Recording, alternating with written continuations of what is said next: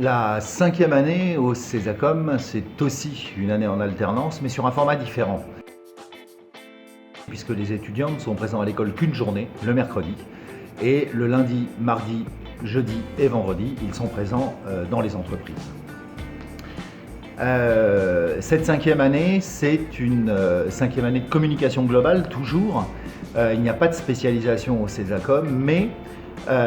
dans une optique un peu particulière, puisque l'idée, c'est de faire un focus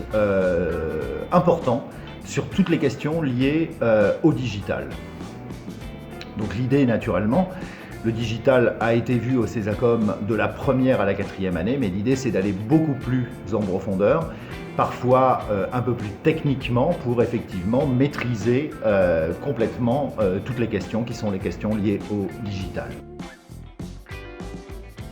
Avec deux orientations principales. La première, qui est un focus très important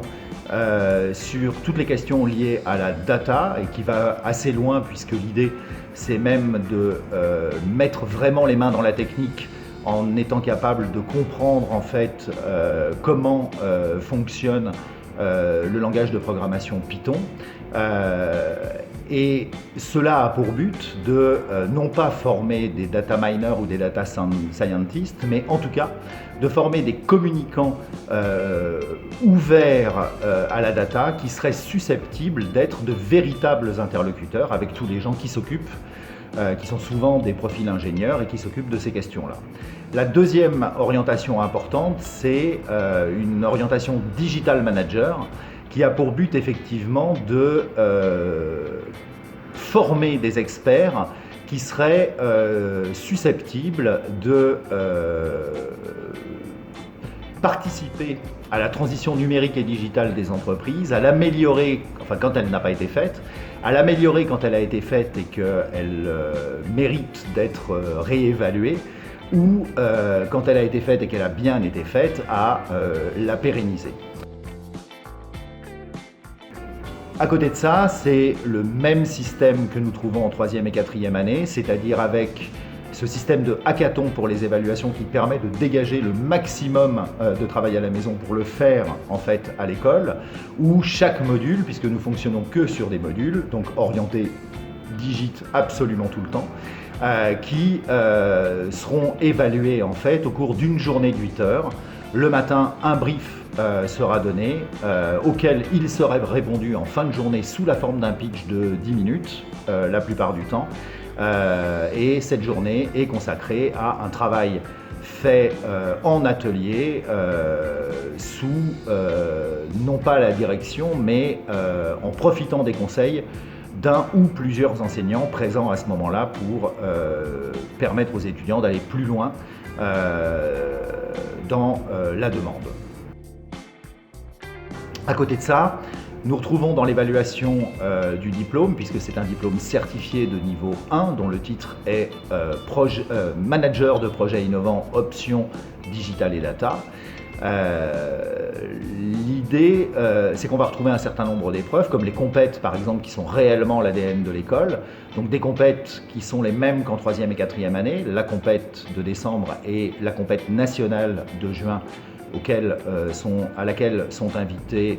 les écoles partenaires qui passent notre diplôme et qui sont réparties à travers la France. Et à côté de ça, deux compètes tout à fait particulières que nous appelons les cas du mercredi, puisque ce sont des compètes en 24 heures. Le mardi soir, un annonceur vient délivrer son brief et la remise sous la forme d'une recommandation stratégique présentée sur un oral de 20 minutes est faite le lendemain, 24 heures plus tard, en fin d'après-midi. Toute la dimension managériale, management de projet d'une part, en essayant d'aller vers toutes ces techniques qui commencent à s'imposer et qui viennent de la tech, telles que Scrum, Agile, etc., etc. Toute la dimension management d'équipe est complètement intégrée, avec une épreuve de la certification tout à fait intéressante que nous avons appelée le plan Marshall, qui s'inspire du vieux plan de board d'agence et qui a pour but en fait d'associer les 5e années comme seniors au travail effectué par les 3e années dans le cadre d'une compétition junior où effectivement la remise des 3e années est faite devant les 5e années, un tirage au sort est fait, à chaque équipe de 5e année est dédié un binôme de 5e année, à chaque équipe de 3e année un binôme de 5e année et ces 5e années vont avoir une nuit pour réfléchir, ils convoqueront leurs juniors le lendemain pour, sur un oral d'une demi-heure, les briefer, leur expliquer ce qui va, ce qui ne va pas, comment ils pourraient améliorer leur travail, non pas dans le but de le refaire, mais dans le but en fait de les manager. Sinon, il n'y a pas grand-chose de plus à dire sur cette 5e année, qui est une année assez longue. Elle commence en septembre et elle finit au mois de juillet. Et nous faisons, comme nous emmenons les premières années à Londres, comme nous emmenons les deuxièmes années à Prague, comme nous emmenons les 4e années vers une destination qui aujourd'hui demeure encore secrète. Nous partons avec les 5e années une semaine à Berlin, mais là, la dimension pédagogique disparaît pratiquement complètement. L'idée, c'est d'aller prendre ensemble une semaine de plaisir dans une ville tout à fait extraordinaire, d'aller peut-être de temps en temps visiter des entreprises importantes ou des agences, mais l'idée, c'est vraiment de profiter de la ville et de faire une pause dans une année qui est assez remplie. Voilà ce qu'est la 5e année au Césacom.